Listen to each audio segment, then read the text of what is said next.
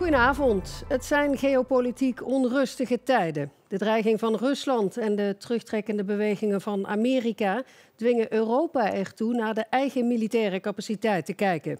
De politiek trekt de conclusie dat de defensieuitgaven hier omhoog moeten. Brussel stelt 800 miljard beschikbaar. De nieuwe Duitse regering wil 500 miljard euro in defensie pompen. En dat is goed nieuws voor het bedrijfsleven. Ook bedrijven in Limburg merken dat de markt in beweging is. Bij het bedrijf Edit in Venlo wordt druk gelast aan koplampen voor militaire voertuigen. Ze merken dat de wereld is veranderd en er extra vraag is naar defensiematerieel. Ja, het is booming, hè? Helaas is het booming business. Maar we hebben daar heel veel werk aan. En we houden daardoor heel veel werk. En het is uiteindelijk voor een goed doel, hè? We willen Europa sterker maken. Het is voor de verdediging, niet voor de aanval.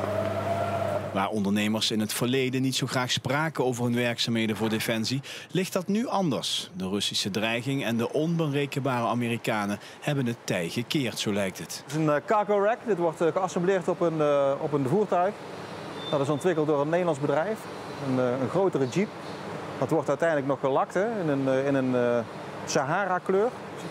Zo'n gele kleur. Daar heb ik wel een voorbeeldje van. Dit is ook een onderdeel wat op zo'n voertuig komt. Dit is dan een bumper. En die wordt dan in deze kleur gelakt. En ze werken hier niet alleen voor defensie in Nederland. Ook het buitenland weet Limburg te vinden.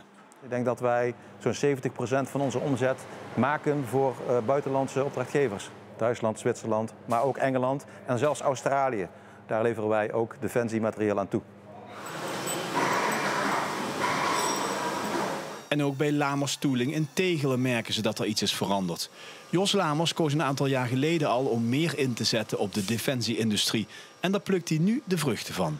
Afgelopen jaren is onze omzet, het aandeel in de defensieindustrie, is elk jaar gestegen.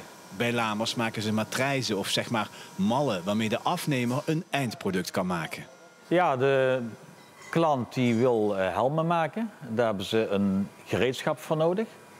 Dat noemen we een persmatrijs. En met het gereedschap wordt die helmschaal geperst op een grote pers. Een van de laatste orders waren voor helmen voor het Finse en Zuid-Koreaanse leger. Het loopt dus best lekker. Maar eenvoudig is het niet voor een klein MKB-bedrijf. Ook al liggen er vele honderden miljarden klaar in de markt. Dus op papier klinkt het allemaal als laaghangend fruit. Maar dat is het zeker niet. Je moet er ontzettend veel moeite voor doen. De goede wegen bewandelen. Soms een beetje geluk hebben of een gunfactor. Maar je moet wel volhouden. Want Europa staat misschien wel aan het begin van een nieuwe oorlogseconomie. Verslaggever Achille Preek bij de NAVO-basis in Brunsum. Achille, deze twee bedrijven merken dat die markt in beweging is. Hoe ziet die defensieindustrie in onze provincie er eigenlijk uit?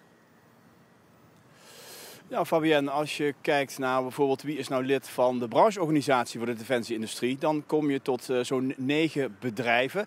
Die zitten kriskras door Limburg. We hebben er net 2 van gezien. Je hebt er ook een aantal die willen liever niet met naam en toenaam genoemd worden. Want ja, defensiemateriaal kan gevoelig liggen. Er zit ook soms wel een geheimhoudingsplicht. Maar in ieder geval die 9 die maken zich wel bekend via die brancheorganisatie.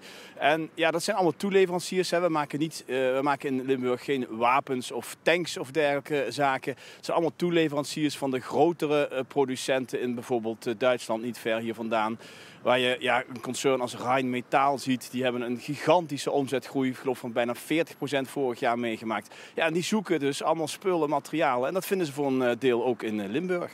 Ja, Achille, nu horen we natuurlijk ook al langer dat de leegstaande fabriek in Born van VDL Netcar in beeld is voor defensie. Hoe staat dat ervoor?